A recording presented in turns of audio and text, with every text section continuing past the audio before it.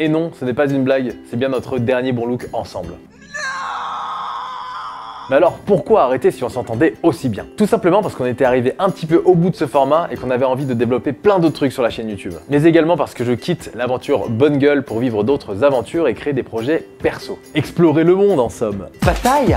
Et à raison d'un bon look tous les 15 jours, je ne pouvais pas développer tous ces formats en même temps. Et bien sûr partir à bataille! Mais ne t'en fais pas mon ami, l'arrêt du bon look ne fait qu'ouvrir des portes à d'autres formats. Tu as d'abord l'excellent Parlons Vêtements conduit d'une main de fer par Benoît Vochtanquin. Dans ce format, tu y apprends plein de trucs que tu ignores complètement sur le vêtement. Nous continuerons de tourner les Dans le Vestiaire 2 avec toujours plus de pointures de la mode masculine devant notre caméra. Tu auras aussi l'apparition de tests de vêtements au format vidéo. Enfin, l'équipe travaille d'arrache-pied au développement d'un nouveau format qui donnera les bonnes pratiques pour te sentir bien dans tes vêtements. Et comme promis, je vais te partager mes derniers tips personnels. Mes derniers. Bon, tu vas aller cracher tes conseils là. Ah mais c'est dur, tu vois, c'est la dernière vidéo et tout, c'est un peu d'émotion quoi.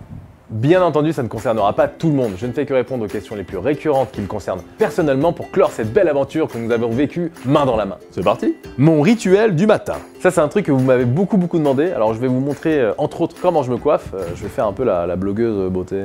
Tout d'abord, en sortant de la douche, j'applique une crème pour le visage adaptée à ma peau. Non, en vrai, ce n'est pas réservé qu'aux filles, c'est très important. Pour savoir quoi mettre, ce n'est pas très compliqué. Si ta peau tire ou même pèle alors que tu n'es pas sorti de la douche, c'est que tu as la peau sèche. A l'inverse, si ton front brille pour rien de tout, c'est que tu as la peau grasse. Un peu comme moi aujourd'hui. Et si tu as les deux, bah c'est relou. Mais tu as des solutions pour ça, Bobby. La petite meuf de la parapharmacie en face de chez toi pourra t'aiguiller pour que tu shines en toutes circonstances. Et pas du front. Et si tu aimes zoner sur internet, je te conseille le site Horace, c'est un peu le Bonne Gueule du grooming. Ils t'aideront à trouver des solutions et en plus ils sont super sympas. Pour se coiffer, ce n'est vraiment pas compliqué. La première étape, c'est se sécher les cheveux au sèche-cheveux après la douche. Parce que le matin, il faut prendre une douche. Pendant le séchage, n'hésite pas à placer tes cheveux avec une brosse, ce sera la base de ta coupe de cheveux. Ensuite, tu n'as qu'à mettre une noisette de cire mat dans le creux de la main. Moi, j'utilise American Crew pour le moment, parce que je l'aime bien, mais sinon, je peux en utiliser plein d'autres. Ensuite, tu frottes fort tes mains comme ça pour avoir une sorte de texture bien collante.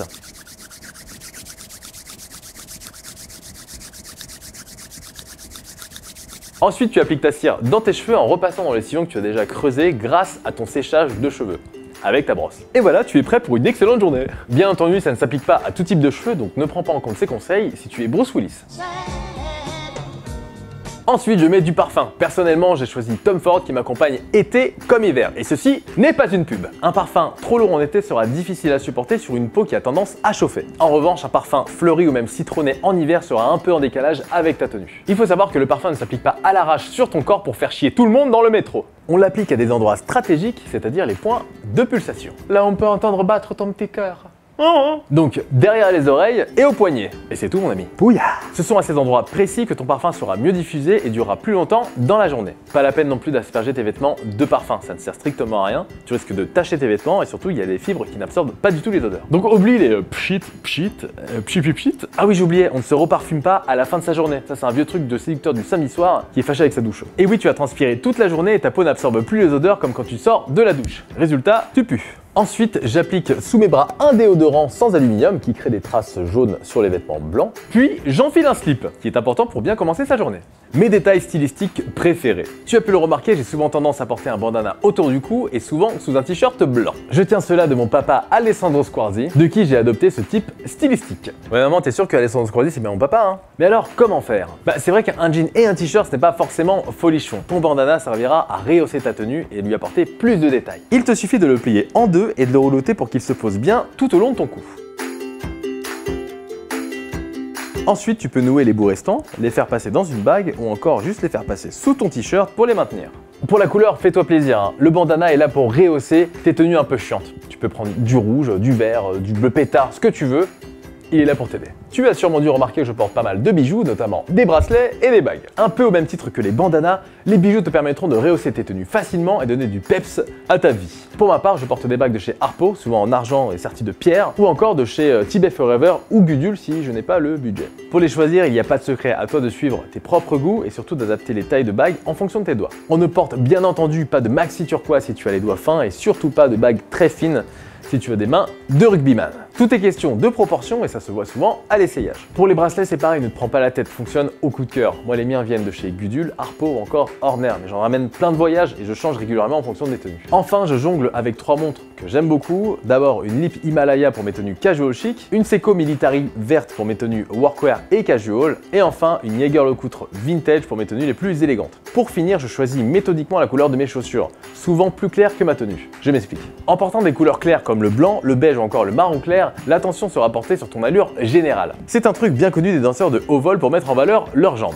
Bien entendu, je ne dis pas qu'il faut porter des chaussures plus claires que ta tenue en permanence. Cela permettra juste de souligner ta démarche. Mes marques favorites. C'est vrai que depuis pas mal d'années, j'ai pu entasser plein de vêtements de gamme différentes à des prix différents pour identifier vraiment les marques que je préfère. Bon, ce n'est pas une surprise, j'achète tous mes t-shirts chez Muji. Je crois que le pack de 2 est à peu près à 16 €. Les t-shirts sont tubulaires, c'est-à-dire qu'il n'y a pas de couture sur les côtés, sont très confortables, ne se déforment quasiment pas.